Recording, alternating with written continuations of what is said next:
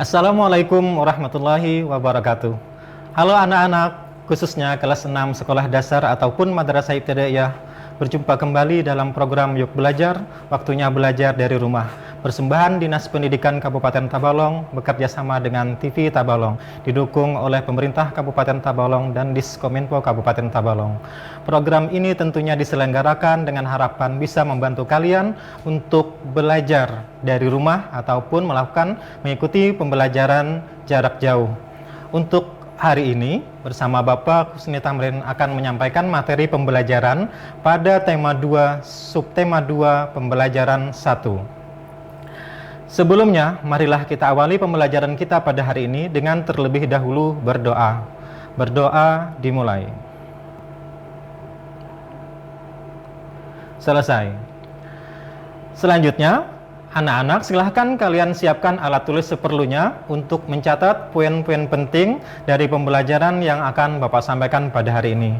Atau silahkan juga kalian siapkan kamera HP kalian untuk memfoto setiap slide yang akan Bapak tayangkan di layar ini nantinya, agar bisa kalian buka kembali untuk mengulang pembelajaran yang Bapak berikan pada hari ini. Anak-anak, sebelum pembelajaran kita mulai ke materi inti, silahkan kalian perhatikan gambar yang akan Bapak tayangkan di layar. Nah, ini dia. Kalian sudah pasti tahu ini gambar apa. Cuma gambar sederhana. Apa yang akan kita lakukan? Yang jelas, Bapak bukan mau mengajak kalian untuk makan makanan yang ada di gambar tersebut. Ayo kita buat kalimat berdasarkan gambar di bawah ini. Gambar di bawah ini sangat mudah kita pahami dan akan sangat mudah jika kita ingin membuat sebuah kalimat berdasarkan gambar tersebut. Sebab di gambar ini sudah menunjukkan adanya subjek, yaitu bapak-bapaknya. Kemudian ada objek berupa makanan yang ada di depan bapak tersebut. Dan juga ada predikat. Predikat yang paling tepat untuk gambar tersebut tentunya adalah makan. Sehingga kalimat yang mungkin akan kalian buat akan menjadi seperti ini. Ayah sedang makan sate. Betul? Bapak kira kalian pun juga akan membuat kalimat seperti ini. Ayah sedang makan sate. Selanjutnya, Bapak akan membuat sebuah kalimat pembanding yang juga berdasarkan gambar yang ada di slide atau tayangan ini. Ini kalimat yang kedua sebagai pembanding. Ayah sedang makan sate. Penulisannya, perbedaan yang nampak sekali di situ adalah pada kata sate dan pada kalimat kedua ada kata satai. Manakah di antara dua kalimat tersebut yang benar dalam penggunaan kata bakunya? Nah, jadi istilah kata baku inilah nanti yang akan kita pelajari pada hari ini. Bagaimana penggunaan kata baku tersebut di dalam kalimat efektif. Selanjutnya anak-anak, kalian perhatikan gambar tersebut juga adalah gambar makanan yang sangat akrab dengan kita, yaitu gambar sate. Sate biasanya dimakan ditemani oleh makanan pokok lainnya, yaitu bisa nasi atau lontong. Nah anak-anak, pertanyaannya dari manakah sumber makanan, bahan utama pembuat makanan tersebut? Dalam hal ini adalah sate dan lontong tersebut.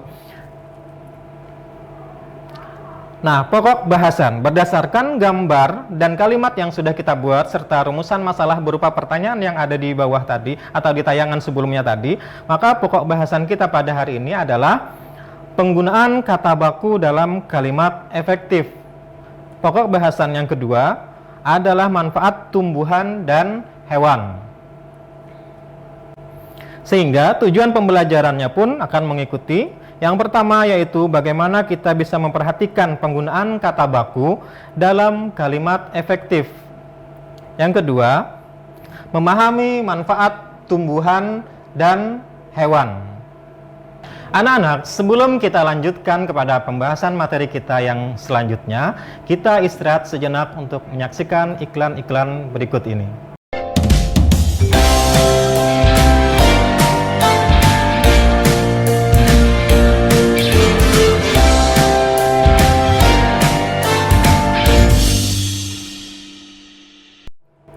Nah, anak-anak, kita akan lanjutkan pembahasan kita pada hari ini. Yang pertama tadi yaitu tentang memperhatikan penggunaan kata baku dalam kalimat efektif. Dan tentu saja yang akan jadi pertanyaan mungkin bagi kalian adalah apa itu kata baku? Kita harus tahu dulu kata baku itu seperti apa.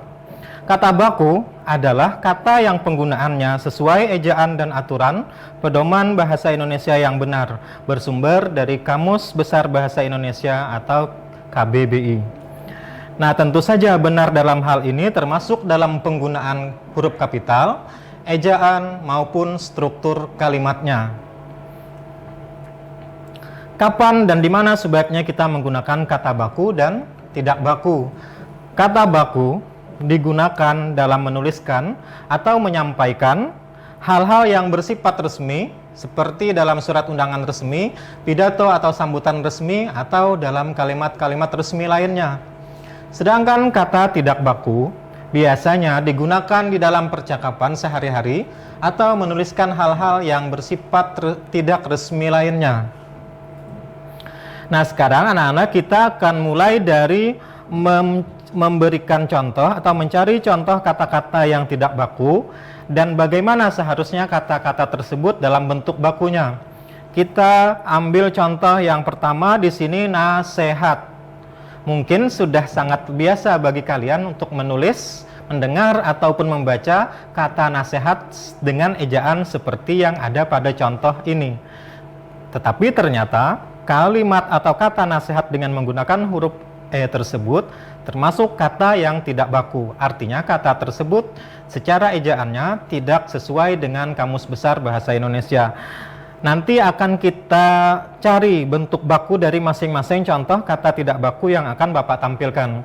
Contoh kata tidak baku yang kedua yaitu apotik dengan menggunakan huruf I.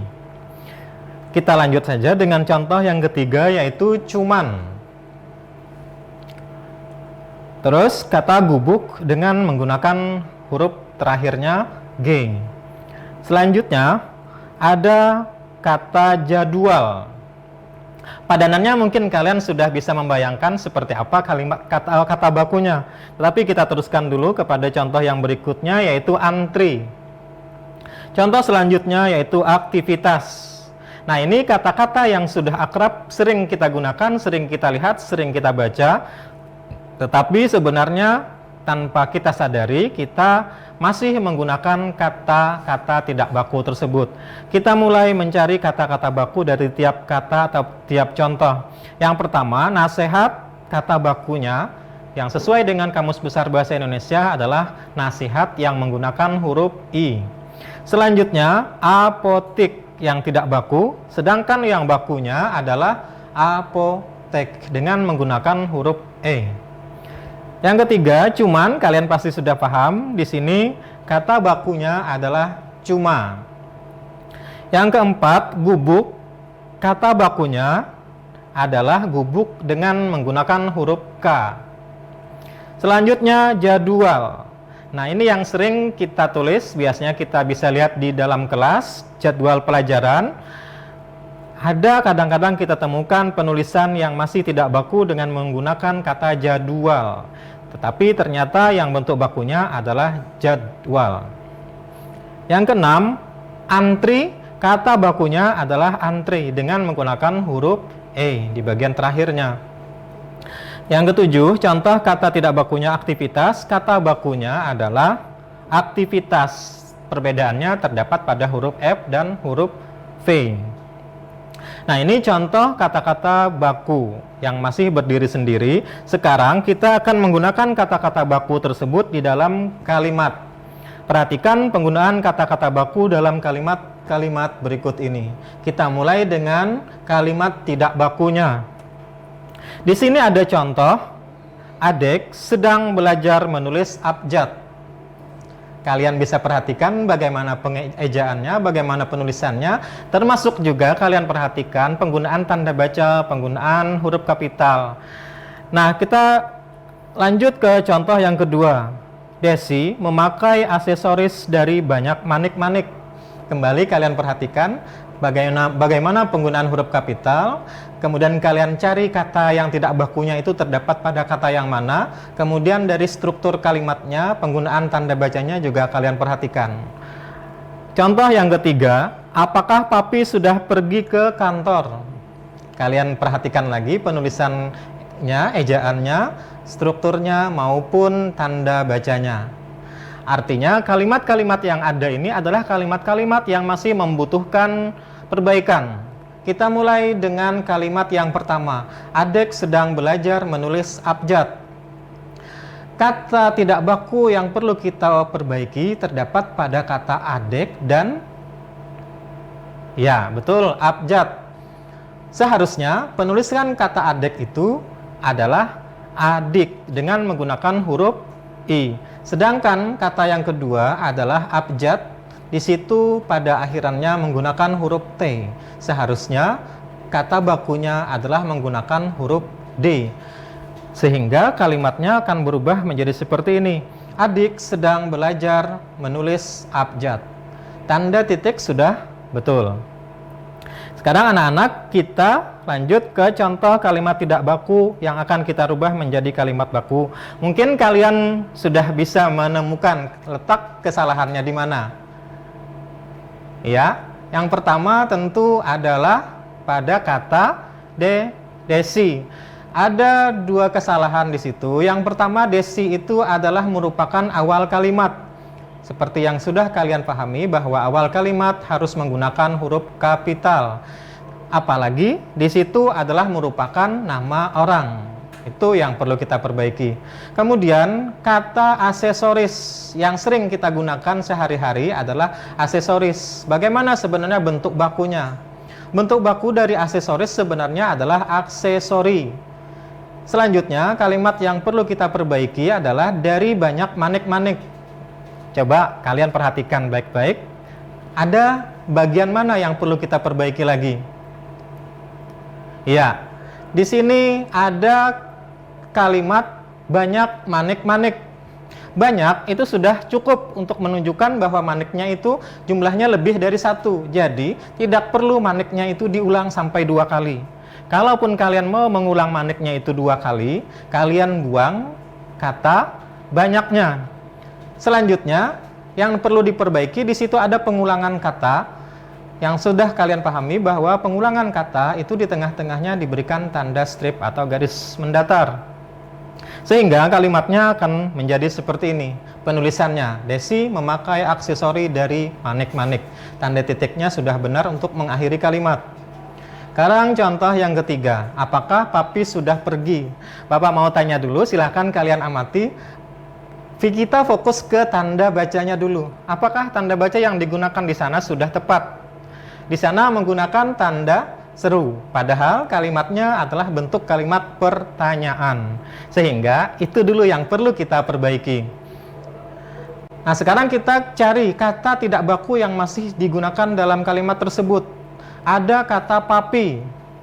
Papi mempunyai kata lain yaitu bisa ayah, bapak, atau papa. Nah, sedangkan di sini ada papi. Pertanyaannya, di antara kata-kata tersebut mana yang baku? Ternyata mau ayah, mau bapak, ataupun papa itu semuanya adalah kata-kata yang baku. Jadi boleh kalian memilih di antara 3 kata yang sudah Bapak sebutkan tadi. Sehingga kalimatnya akan berubah menjadi seperti ini. Apakah ayah sudah pergi ke kantor? Tanda seru dirubah menjadi tanda tanya. Kemudian satu lagi, penggunaan kata depan ke.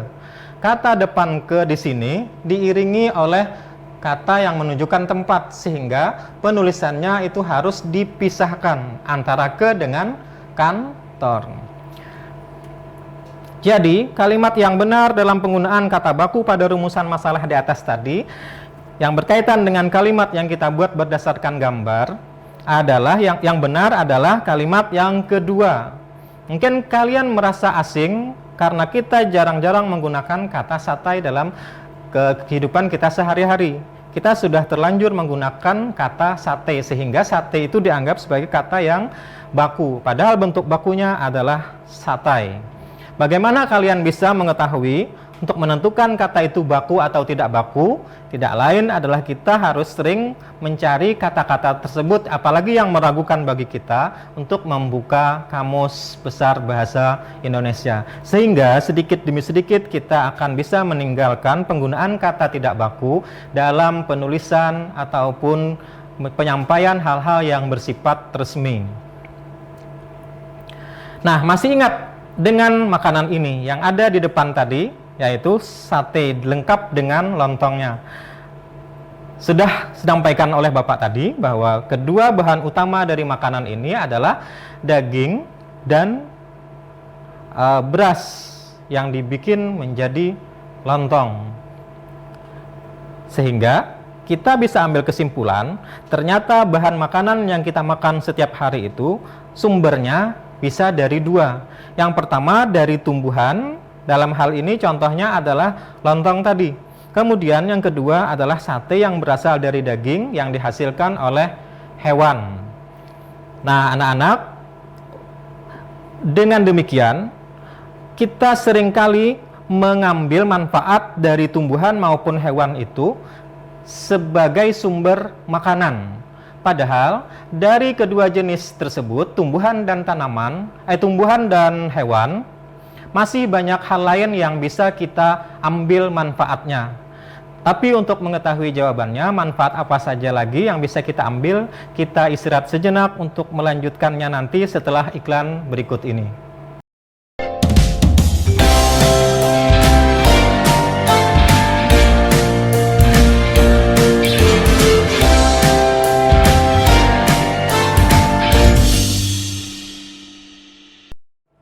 Baik anak-anak, kita akan lanjutkan pembahasan kita kali ini dengan membahas tentang manfaat tumbuhan. Tentunya selain daripada sumber makanan yang sudah kita bahas sebelumnya tadi.